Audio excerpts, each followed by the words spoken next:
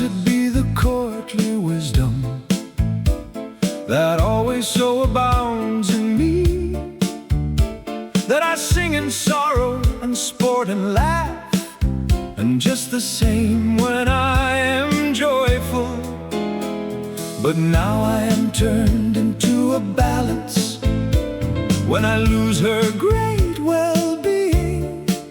Then I know how to show my solace in such a way that with a semblance of pleasure I know how to cover my loss nobly.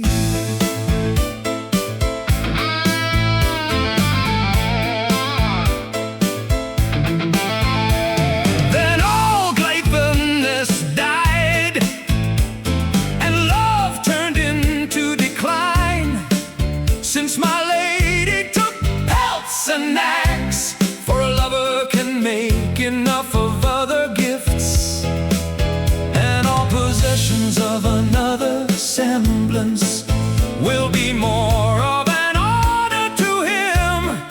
It is a fault and a sin toward ladies when a lady makes it her custom to send her message in exchange for possession.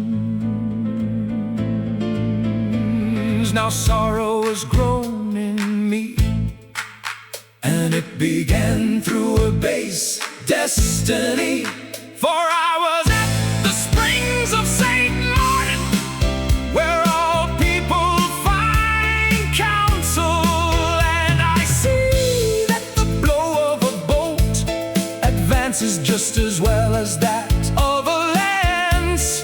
But I know some poor bargains who many times with pleasure take from another's goods and leave my dwelling. Henceforth let the fault remain with her who fails and kills herself with it. For I know from such a one the straight path where silver can be worth nothing.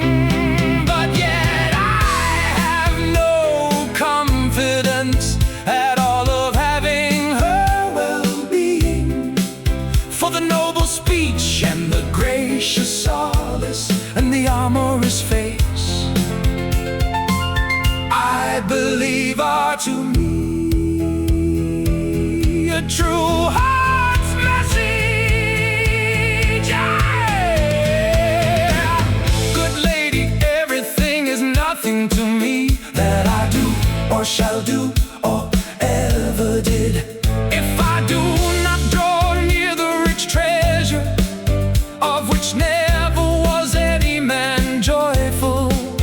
And you need not have any doubt of me, for I am easy to appease. You will have me wholly always at your side, and it will be to me a pleasure if you treat me well. And for the ill I do not grow